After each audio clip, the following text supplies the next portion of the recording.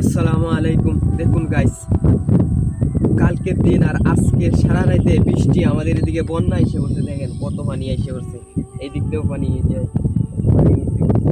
আর যদি আজকে যদি আবার বৃষ্টি হয় তাহলে মনে করেন যে এটা ডুবাই আসবো। এটা মাছ মারার বাইর পাচ্ছি, চলেন দেখবেন কি মাছ লাগে। কত মাছ লাগছে, কত মাছ। এটা ভাঙ্গে গেছে, বাইরটা গুরু পাড়ায় ভাঙ্গেলছে, এই জন্য দুটা মুখ দিতে হয়। তো ওই দেখেন বাইরের ভিতরে মাছ দেখেন। দেখুন বাঙ্গা বাইরে কয়েকটি মাছ লেগেছে।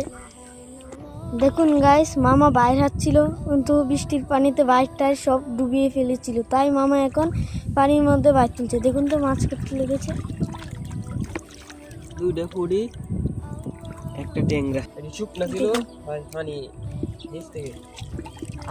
একটা চিটকা, একটা বড় ট্যাংরা।